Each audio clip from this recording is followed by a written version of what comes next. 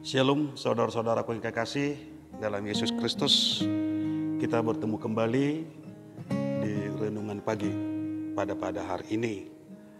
Tidak ada motivasi yang kuat, teguh, memberi arahan dan tuntunan ke jalan yang benar, dan terus memberi semangat juang yang gigih, seperti motivasi yang disampaikan oleh Paulus kepada jemaat di Kolose. Apapun yang kamu perbuat, perbuatlah dengan segenap hatimu, seperti untuk Tuhan dan bukan untuk manusia. Kolose 3 ayat 23 yang menjadi renungan harian kita pada hari ini. Saudara-saudaraku yang kekasih, Paulus menempatkan dirinya sebagai orang yang benar-benar sudah dibeli oleh Kristus dengan harga yang mahal dan sudah lunas, dibayar dengan darah Kristus.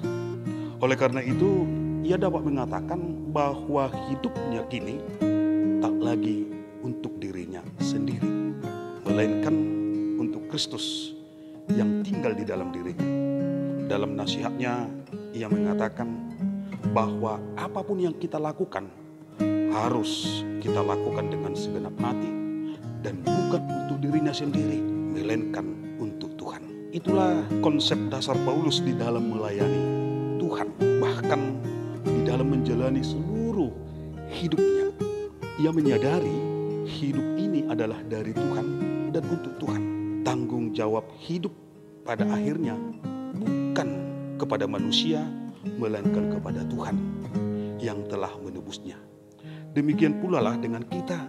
Apapun yang kita lakukan dalam hidup ini harus kita pertanggungjawabkan kepada Tuhan. Bagaimana cara kita menerapkan konsep tersebut secara praktis dalam kehidupan kita? Pertama, sadar diri. Kita harus menyadari bahwa semua yang kita lakukan adalah untuk Tuhan. Hal itu dimulai dari pertama kali kita membuka mata kita pada pagi hari saat bangun tidur. Kita belajar untuk memulai hari yang baru itu bersama Tuhan. Kita tidak tahu apa yang akan terjadi dengan waktu-waktu yang akan kita lalui. Dengan demikian, kita menyerahkan segala aktivitas kerja dan pelayanan kita kepada Tuhan. Kita berdoa memohon penyertaan-Nya sepanjang hari agar anugerah dan berkat Tuhan senantiasa melindungi kita. Kedua, melakukan semuanya untuk Tuhan. Kita menyadari bahwa tujuan-tujuan yang kita harapkan yang tercapai pada hari ini, semuanya kita lakukan untuk Tuhan. Sekalipun kita memenuhi kebutuhan keluarga atau pribadi kita, tetapi itu didasari untuk Tuhan. Dan baru kemudian untuk memenuhi segala hal yang kita harapkan, Tuhan menjadi tujuan utama dan pertama, baru kebutuhan kita. Jika demikian yang terjadi, maka apapun yang kita lakukan akan menuruti etika dan aturan Tuhan. Hal ini akan menjadi kekuatan yang besar dalam kehidupan kita, khususnya pada saat menghadapi tantangan, pencobaan, bahkan godaan untuk jatuh dalam dosa. Kedua, melakukan semuanya untuk Tuhan. Kita menyadari bahwa tujuan-tujuan yang kita harapkan akan tercapai pada hari ini, semuanya kita lakukan untuk Tuhan. Sekalipun kita memenuhi kebutuhan keluarga atau pribadi kita, semua itu didasari untuk Tuhan.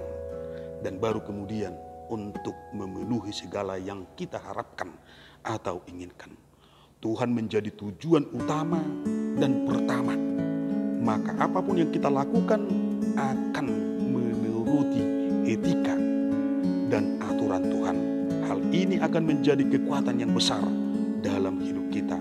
Bahkan godaan-godaan untuk jatuh dalam dosa, jika kita menemukan hal-hal yang tidak benar, kita pasti tidak akan melakukannya, karena tujuan hidup kita jelas, yakni adalah untuk Tuhan. Saudara-saudara kekasih, marilah di semua pekerjaan kita lakukan itu baik dan benar.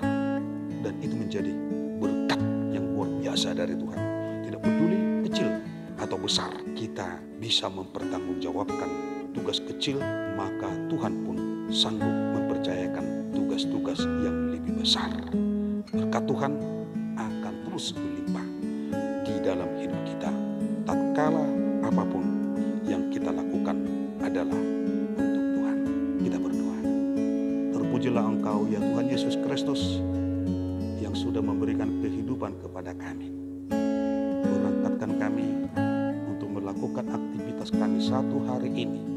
Biarlah semua yang kami kerjakan, semuanya itu demi kemuliaan nama-Mu saja dan menjadi berkat bagi kami. Kuatkan kami di setiap aktivitas kami, supaya kami bisa melakukannya untuk kebahagiaan di tengah-tengah kehidupan kami masing-masing. Dalam Yesus Kristus kami berdoa dan mengucap syukur. Amin.